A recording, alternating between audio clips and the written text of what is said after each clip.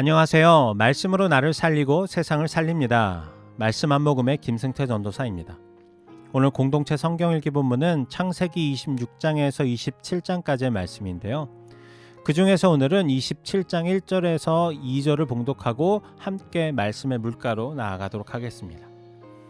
이삭이 나이가 많아 눈이 어두워 잘 보지 못하더니 맏아들 에서를 불러 이르되 내 아들아 하매 그가 이르되 내가 여기 있나이다 하니 이삭이 이르되 내가 이제 늙어 어느 날 죽을는지 알지 못하니.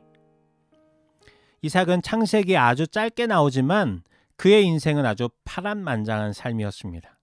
이삭은 태어났을 때 아버지가 이미 100살이었고 어렸을 때 이복 형에게 괴롭힘을 당했습니다. 또 아버지에게 잡혀서 제물로 바쳐질 뻔하기도 했고 그랄 땅에서는 아내 리브가를 빼앗길 뻔하기도 하고 아버지의 우물들을 그랄 목자들에게 빼앗기기도 했습니다. 파란만장했던 이삭이 나이가 많아서 이제는 눈이 어두워 잘 보지 못하는 때가 됐습니다.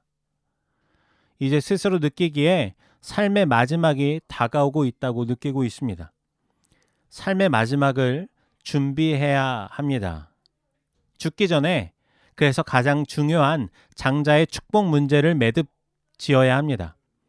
그래서 에서를 축복하려 했지만 야곱이 그 축복을 가로채는 일이 발생하는 것이 바로 오늘 본문의 내용입니다.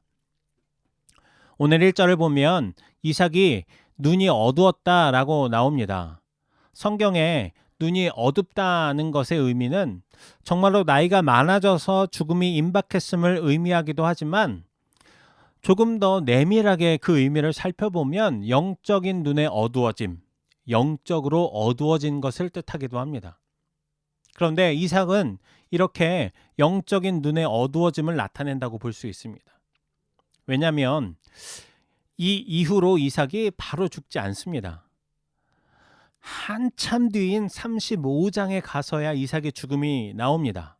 이때가 언제냐면 야곱이 지금 에서의 장자의 축복권을 빼앗아서 에서의 보복이 두려워서 외삼촌 라반에게로 도망을 가서 거기서 20년을 정말 힘들게 고생하다가 나중에 하나님의 축복을 받아서 많은 재산을 갖게 됩니다. 그리고 이제 집에 돌아오면서 야복 강가에서 하나님과 씨름을 하고 또 그 다음에 에서를 만나서 화해하고 그 다음에 세겜으로 가서 디나가 부끄러운 일을 당했는데 또 그의 아들들이 복수하고 그리고 나서 라헬이 죽고 그리고 나서야 이삭의 죽음이 나옵니다. 야곱이 외삼촌 라반의 집에 가서 산 것이 최소 20년이니까 이삭은 지금 오늘 우리가 읽은 이 본문을 기준으로 적게 잡아도 최소한 20년은 더 산 것입니다. 이삭은 이렇게 영적인 눈이 어두워져 있었습니다. 그래서 자신이 죽을 때가 가까워졌다고 착각했습니다. 그런데 사실 영적으로 어두워진 것은 죽음과도 같습니다. 왜냐하면 영적인 어두움은 하나님과의 관계가 단절된 것을 나타내기 때문입니다. 하나님과의 관계의 단절은 곧 영적인 죽음을 의미합니다. 살았으나 살아있지 않은 것이죠. 그렇지만 아직 육신이 죽은 것은 아닙니다.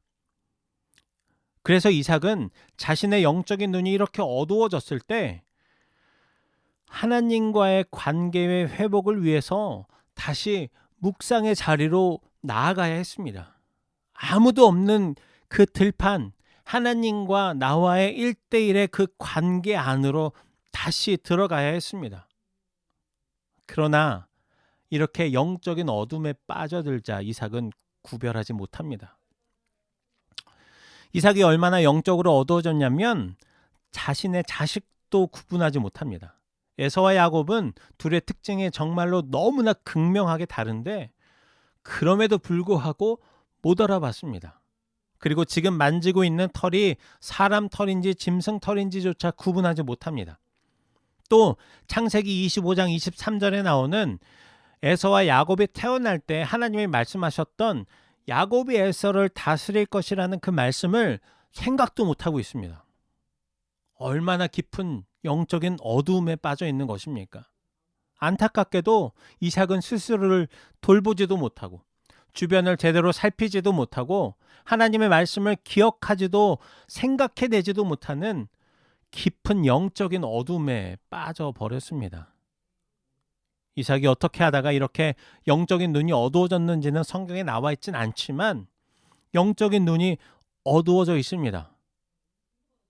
여러분, 이렇게 이삭과 같이 하나님과의 관계가 올바로 서 있던, 매일의 시작을 하나님과 함께하며 하나님을 경외하던 그 사람도 하나님과의 관계의 단절이 일어날 수 있습니다. 그렇다면 우리도 역시 마찬가지이겠죠.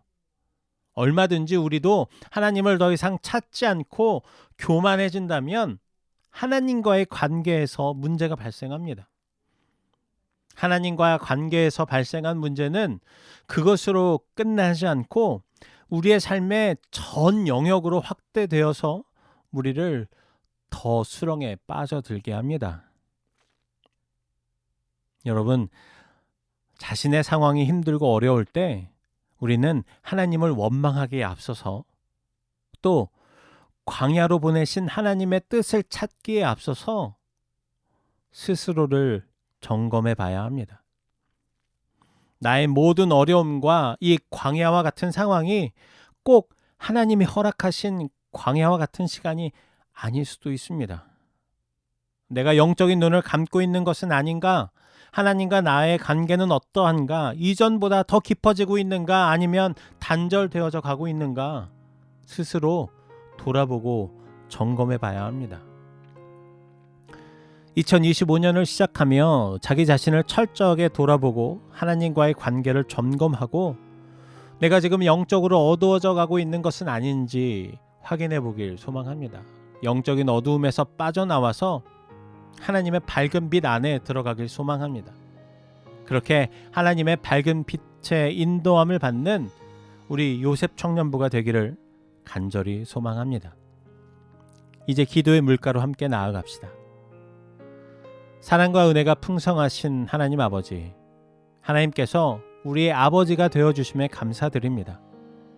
영적으로 어두워지는 것이 곧 죽음과도 같은 것이고 하나님의 밝은 빛 가운데 거해야 한다는 것을 말씀해 주셔서 감사합니다. 그래서 오늘 우리의 삶의 모든 영역에 영적인 어두움이 드려지고 있는 것은 아닌지 점검하고 하나님의 밝은 빛으로 나아갈 수 있도록 성령 하나님 우리를 조명해 주십시오. 세상과 구별된 것들을 보도록 우리의 눈을 하나님의 빛으로 밝혀 주십시오. 어려움과 힘든 상황을 이길 수 있는 힘을 주시고 지혜와 은혜를 더해 주십시오. 우리의 모든 발걸음을 빛으로 인도하시는 예수님의 이름으로 기도합니다. 아멘.